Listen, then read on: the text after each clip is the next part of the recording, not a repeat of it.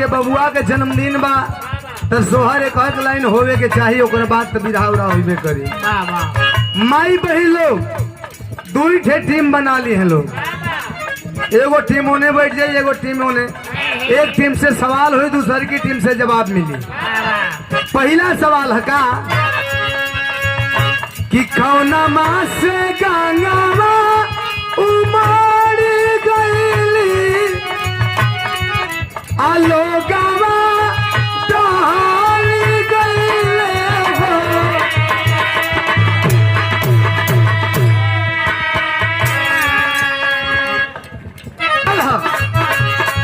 कौना माँ से गंगावा उमड़ गईली लो गावा टहल गईले हो।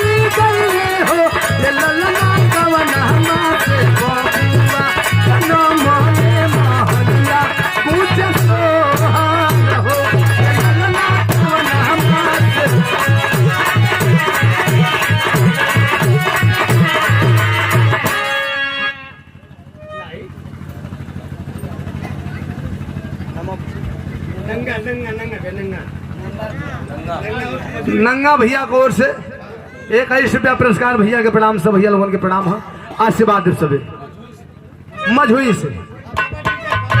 ये तो सवाल लोग गावेला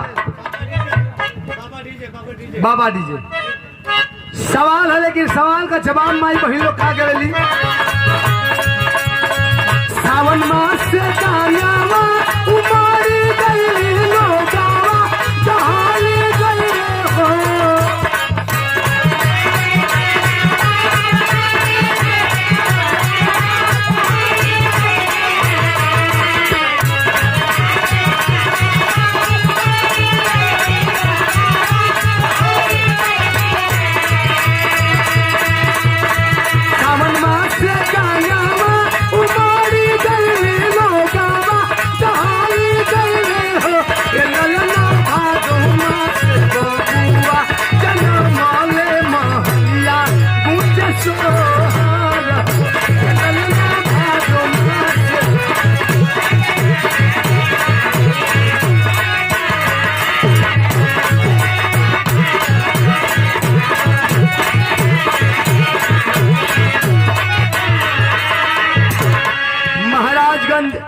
एजेंसी कोको कोला का एजेंसी यहाँ तब जौन वही का कच्चा उच्चा लंगोट बांधल रही जौन के गणतरा कहल जाला।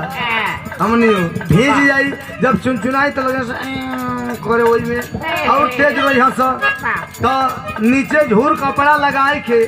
माई बहन लोग देख, माई बहन लोग का अच्छा औरत लोग का मर्द के मनावे होके तो अलग स्टाइल,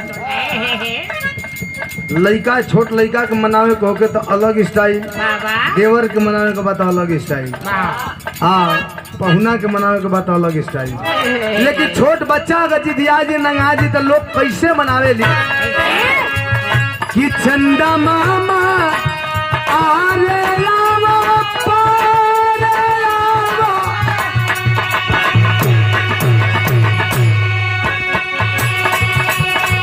चंदा मामा